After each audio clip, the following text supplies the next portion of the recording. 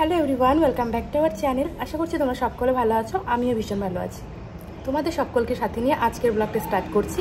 তো চলো কন্টিনিউ ব্লগটা দেখো। আই হোপ আজকের ব্লগটা তোমাদের ভালো লাগবে। এখন বেজে গেছে 7:30, এই মাত্র চা খাওয়া দাওয়া কমপ্লিট হলো। ভাবলাম যে চা খাওয়া দাওয়ার পর না হয় আজকের ব্লগটা আমি স্টার্ট করব। তো চলো দেখতে থাকো ব্লগটা। আই হোপ আজকের ব্লগটা তোমাদের ভালোই লাগবে। নতুন হয়ে থাকলে আমার পাশে থেকো, ভিডিওটা ভালো লাগলে লাইক করে দিও। তো এই যে এখন চলে এসেছি জামা কাপড় শুকোতে দিতে। তোমাদের দাদাভাইয়ের কিছু জামা কাপড় ভেজা রয়েছে, তো ওগুলো এখন শুকোতে দেবো। তো এই যে জামা কাপড়গুলো শুকোতে দিয়ে এইমাত্র আসলাম। একটা জিনিস বানাবো ভাবছি, তো ভাবলাম তোমাদের সঙ্গে শেয়ার করি। আর আজকে রান্নাটা মা করবে। তো এই যে দেখো, আমার তো এই যে প্রোটিন পাউডারের ডাব্বাগুলো অনেকগুলোই আছে ঘরে। তো ভাবলাম কি এই বয়ামটাকে একটু ডিজাইন করি। তো চলো তোমাদের সঙ্গে শেয়ার করি কীভাবে কি করি না করি। আর আজকে রান্নাটা মাই করবে, কারণ কালকে হচ্ছে ইলিশ মাছ এনেছিল বাবা। তো কালকে রান্না হয়েছে অর্ধেক ইলিশ মাছ আছে। তো ইলিশ মাছটা রান্না করবে মা আলু দিয়ে, কারণ কালকে বেগুন দিয়ে খাওয়া হয়েছিল। আমি খাইনি, কারণ আমার জ্বর ছিল, তাই জন্য মাছটা খাওয়া ঠিক না, আর জন্ডিস হয়ে যেতে পারে। আর তাই হচ্ছে মাছ হবে, মাছ আমি খাবো না। আর হচ্ছে মুগের ডাল হবে। আর কি হবে এখন মনে পড়ছে না। রান্নাটা করুক মা, তারপর তোমাদেরকে দেখাবো। তো ততক্ষণ আমি এই বয়ামটাকে চলো সুন্দরভাবে ডিজাইন করি। তো দেখি কীরকম করা যায়, মানে মশলা রাখার জন্য ডিজাইন করব। হঠাৎ করে মাথায় এই বুদ্ধিটা আসলো যে একটু বসে বসে কি করি, এই বয়ামটাকে একটু ডিজাইন করি। তো ঘরে ফেব্রিক আছে, একটা রেড কালার আছে, একটা এই যে চকলেট কালারেরই আছে, আর হোয়াইট কালারও আছে। তো দেখি কি করি। তো এই যে কৌটোটা নিয়ে বসে পড়েছে, আর এদিকে অর্ধেকটা আমার রং করা প্রায় কমপ্লিটের দিকেই। তো পুরো ডিজাইনটা আমি আর তোমাদের সঙ্গে শেয়ার করছি না এই ভিডিওতে, কারণ অনেকটা দূর থেকে ভিডিওটা করেছিলাম, বোঝাই যাচ্ছিল না। তাই জন্য সেই প্রথমে ক্লিপটা আমি ডিলিট করে দিয়েছি। একদমই সিম্পলভাবে ডিজাইনটা করেছি, যা মনে আসছিল তাই করে যাচ্ছিলাম। ভাবছিলাম যে করেই ফেলি, যা হবে লাস্টে দেখা যাবে। অনেকদিন ধরে এই কাজগুলো করি না, তো তাই একদম মাথা থেকে গুলে গেছে সব।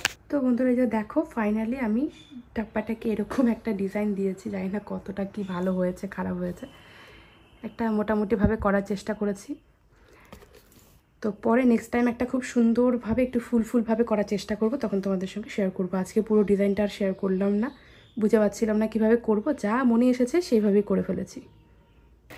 তখন তো তোমাদেরকে বললাম যে শাশুড়ি মা রান্না করবে। তো এদিকে হচ্ছে মা রান্না করতে চলেও এসেছে, আর এদিকে ডালটা সেদ্ধও হয়ে গেছে। মুগ ডাল করবে ইলিশ মাছের মাথা দিয়ে। তো এখানটায় যে ইলিশ মাছের মাথা দুটো দিয়ে দিল, আবার যে লেজা ছিল, তো লেজগুলো তো খুব কাটা থাকে, তাই জন্য লেজগুলো ভেঙে দেয়নি, গোটাই দিয়ে দিয়েছে। ভেঙে দিলে আবার পুরো ডালটা নাহলে কাটা হয়ে যাবে। তো এদিকে ডালটা সোমবার দিয়ে দিল। আর কি রান্না করলো চলো তোমাদেরকে দেখিয়ে দেই। তো রান্না করার সময় আমি তো রান্নাঘরে ছিলাম না। তো মা হচ্ছে এদিকে আলু সেদ্ধটা দেখো অর্ধেক মেখে রেখে দিয়েছে, আমি মাখবো জন্য রেখে দিয়েছে এভাবে, কারণ আমার আলু সেদ্ধ মাখাটা নাকি মার ভালো লাগে খেতে। আর এদিকে হয়েছে মুগ ডাল, বললামই মাছের মাথা দিয়ে, পাট শাক ভাজা, আর হয়েছে ইলিশ মাছ আলু দিয়ে। তো আমার বর আর আমার শ্বশুরমশাইয়ের জন্য শুধু ইলিশ মাছের সবজিটা করা হয়েছে, মানে ঝোলটা, কারণ আমি আর আমার শাশুড়ি মা দুজনেই খাবো না, দুজনেরই জ্বর এসেছে। তো এদিকে আমার বরের থালাটা দেখো সুন্দরভাবে সাজিয়ে দেওয়া হয়েছে, আর আমি এদিকে পাট শাক আলু সেদ্ধ আর একটু ডাল নিয়ে খেতে বসেছি। আর এখানে ডালের মধ্যে যে মাছের মাথা দিয়েছিল সেটাও কিন্তু আমি নিয়েছিলাম না। আর একজন আমাকে কমেন্ট করে বলেছে যে পাট শাক নাকি খেতে হয় না, তাহলে নাকি বেবির জন্ডিস হয়, মানে জ্বরে খেতে হয় না নাকি এমনিও খেতে হয় না, ঠিক আমি জানি না।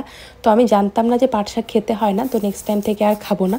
তো এদিকে আমি এখন চলে এসেছি নাইটিগুলো কেচে দিতে। আমার বাসি নাইটি ছিল তো সেটাই, আর দুটোর সঙ্গে আরও নাইটি ছিল, তো সেগুলো সব ধুয়ে দিচ্ছিলাম।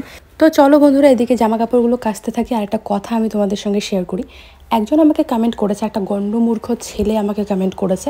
সে হয়তো জানেই না মানে কি, কোন কথাটার কি মানে।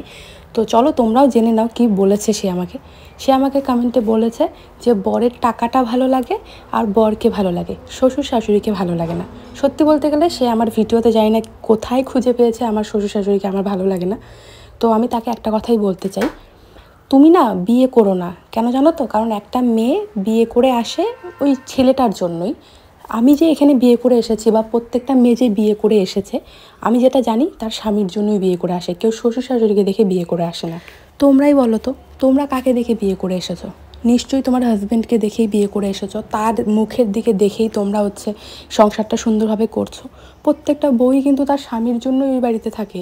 স্বামী না থাকলে যতই শ্বশুর শাশুড়ি ভালো থাক, ওই বাড়িতে কিন্তু কারোরই ভালো লাগে না। শ্বশুর শাশুড়ি হাজারও ভালো হোক, স্বামীর জন্যই সবাই কিন্তু সংসারটা করে। স্বামী না থাকলে কোথাও কারোরই ভালো লাগে না। আর একটা কথা বলি, তুমি যখন এই কথাটা বলেছই যে বরের টাকাটা ভালো লাগে, তাহলে একটা কথা বলবো, টাকাটা ইনকাম করতে শেখো না। বললে খালি হবে নাকি? সংসারটা না কারো মুখের কথায় চলে না, টাকা ছাড়া কেউ কাউকে দাম দেয় না। শুধু নিজের বউ বলতে না। আর এই কথাটা বলেছো না যে বরের টাকাটা ভালো লাগে, তো তোমাকে একটা কথা বলি, তুমি তো একদিন না একদিন বিয়ে করবে, এই জিনিসটা তুমি দেখো। তোমার পকেটে যতক্ষণ টাকা থাকবে, তোমার বন্ধু বান্ধব আত্মীয় স্বজন বোন সবাই তোমার পাশে থাকবে। আর যখন তোমার পকেটে টাকা থাকবে না, তখন যদি তোমার পাশে থাকে একমাত্র তোমার বউই থাকবে। বউই একজন এমন মানুষ যে তার স্বামীর পকেটে টাকা থাক আর না থাক, তার স্বামীকে ছেড়ে কখনো যায় না। হ্যাঁ, কিছু কিছু বউ এরকম আছে যাদের ক্যারেক্টার খারাপ বা যারা তাদের সংসারটাকে ভালোবাসে না, তাদের ব্যাপারটা আলাদা, কিন্তু সব মেয়েরা এরকম হয় না। আর একটা কথা বলি, তুমি যদি তোমার এই ভাবনা চিন্তাগুলো না চেঞ্জ করতে পারো, তাহলে তুমি বিয়ে করো না। কারণ তুমি যেই মেয়েটাকে বিয়ে করে আনবে না, তার কপালটা পুড়ে যাবে, সে সুন্দরভাবে সংসার করতে পারবে না, তার জীবনে কখনো শান্তি হবে না। তাই এইসব ছেলেদের না কখনো বিয়ে করা উচিত না। তো এদিকে আমি অনেক বকবক করে নিয়েছি, আর এদিকে কাজগুলো কমপ্লিট। স্নান করে এসে দুধ মুড়ি আর আম নিয়ে বসে পড়েছি। একটু খাও। আমার শরীর তো বন্ধুরা, এই যে স্নান করে এসে এখন এদিকে আম কেটে নিলাম, মুড়ি দিয়ে দুধ দিয়ে আম দিয়ে এখন খাবো।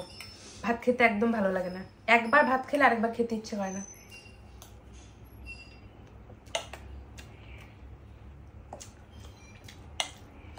সত্যি খাইলে খাও আম দিয়ে দুধ দিয়ে। না, ও হচ্ছে চিনি রুটি খাবে। ছোটবেলায় যেরকম আমরা সবসময় খেতাম, ওরকম স্কুলে নিয়ে যেতাম টিফিনে, তো ওরকম চিনি রুটি খাবে। তো পরে ওকে বানিয়ে দিব। আগে নিজের পেট শান্তি, তারপর জগৎ শান্তি। তো এই যে এখন চলে এসেছি রান্নাঘরে। তোমাদেরকে তো বললাম বর হচ্ছে আমার চিনি রুটি খাবে। যেইভাবে আমরা স্কুলে আগে টিফিন নিয়ে যেতাম ছোটোবেলায়, বেশ ভালো লাগতো খেতে, আমার এখনও খুব ভালো লাগে খেতে। তো ও যেহেতু খেতে চেয়েছে, ভাবলাম তাহলে সবার জন্যই বানাই। আমি বাবা মা বর সবাই একসঙ্গেই খাবো আর কি। তো ফার্স্টে আমার বরকে বানিয়ে দিচ্ছি, কারণ আমি যেহেতু আম দিয়ে দুধ দিয়ে খেয়েছি, তো আমার তো এখন আর খিদে নেই, আর ও তো খায়নি, ওর খিদে পেয়ে গেছে, তাই ওকে বানিয়ে দিচ্ছি আগে। তারপরে বাবাকেও দেবো, আমিও খাবো, মাও খাবে। তো আমি এদিকে বেলে দিচ্ছি, আর শাশুড়ি মা ওদিকে কিন্তু ভাজছে। আর একটা কথা বলি, হ্যাঁ, দুটো থালা একসঙ্গে যদি রাখো, দেখবে শব্দ করবেই। প্রত্যেকটা সংসারে কিন্তু ঝগড়া ক্যাচাল কথা কাটাকাটি মনোমালিন্য হবেই, কিন্তু সেটাকে মানিয়েও নিতে হবে। সেরকম যে আমার সংসারে আমার শাশুড়ির সঙ্গে আমার বাজে না, তা কিন্তু না। হ্যাঁ, আমার শাশুড়ির সঙ্গেও আমার কোনো সময় কথা কাটাকাটি লাগে, ভুল বোঝাবুঝি হয়, কিন্তু আমি বা আমার শাশুড়িই বলো, দুজনে কিন্তু আমরা ধরে রাখি না। আজকেই মনে করো এরকম হলো যে আমার সঙ্গে আমার শাশুড়ির কোনো একটা কথা নিয়ে আমি কিছু বললাম মাকে, কিন্তু আমরা কিন্তু সঙ্গে সঙ্গে আবার কথাও বলি। এরকমটা না যে দুজনকে কথাটা শুনিয়ে আবার ঝগড়া করা শুরু করে দিই। ঝগড়া আমরা কখনোই করি না, ঝগড়া ক্যাচাল। কিন্তু হ্যাঁ, কোনো একটা কাজ মার আমার ভালো লাগলো না, বা আমার কাজ মার ভালো লাগলো না, মা আমাকে মুখেই বলে দিল, 2 মিনিটের জন্য আমরা সেটা ভাবি, কিন্তু তারপরে কিন্তু আমরা সেটা ভুলে যাই। আর কি বলো তো, একসঙ্গে তো খেতে হবে, তাই না? ওই ঝগড়া ক্যাচাল কথা কাটাকাটি নিয়ে যদি বসে থাকি, তাহলে সত্যি বলতে গেলে সংসারে শান্তিটা কখনোই থাকবে না। তো বন্ধুরা, তখন হচ্ছে চিনি দিয়ে রুটি বানিয়েছিলাম, খাওয়া দাওয়া করে একটু শুয়েছিলাম। তো এখন বেজে গেছে 6টা। তো এখন এই যে তারের থেকে জামা কাপড় তুলতে এসেছি, আর এখন তো সন্ধ্যা লাগতে লাগতে এই 6:30 বেজেই যায়। তো এই যে জামা কাপড়গুলো কেচে দিয়েছিলাম, যে এখন তুলতে চলে এসেছি। তো চলো এক এক করে সব জামা কাপড় নিয়ে এখন ঘরে যাব। শুকোয়নি জামাগুলো, অনেকটা দেরি হয়েছে ধুতে, তো হালকা হালকা ভেজাই আছে। তো এই যে জামা কাপড়গুলো ঘরে রেখে চলে আসলাম বাইরে। তো এখানে দেখতেই পাচ্ছ আমার শ্বশুর শাশুড়ি আমার বর সবাই বসে আছে। তো সবাই এখানে বসে আছে, তাই আমি ভাবলাম আমিও যাই, একটু বসে এখানে সবার সঙ্গে গল্প করি। তো সবাই মিলে এখানে বসে বসে গল্প করছিলাম, আর মাকে দেখাচ্ছিলাম আমার চোখের নিচে জানি না কি হয়েছে, তো প্রচণ্ড ব্যথা করে, মানে যেমন হচ্ছে তেল ছিটে পড়লে হয় না, ওই টাইপের হয়েছে, হয়তো কোনো পোকা গেছে চোখের ওপর দিয়ে। তারপর দেখো এই যে গাছে আমি এই ফুলটাকে দেখতে পেলাম, গোলাপ ফুলটাকে দেখে আমার না ছিঁড়ে মন মানছিল না, তাই জন্য ছিঁড়েও ফেললাম। তারপর একটু আমি কানের মধ্যে গুজে নিলাম, আর লাস্টে কানে গোজানো কমপ্লিট হয়ে যাওয়ার পর তারপরে মানে বুঝে পাচ্ছিলাম না ফুলটা দিয়ে কি করব, ফেলে দিতেও ইচ্ছে করছিল না। তারপরে যে মার মাথায় গুজিয়ে দিলাম। তো চলো আজকের ব্লগটা এখানেই এন্ড করছি। কীরকম লাগলো কমেন্টে জানিও, ভালো লাগলে লাইক করে দিও।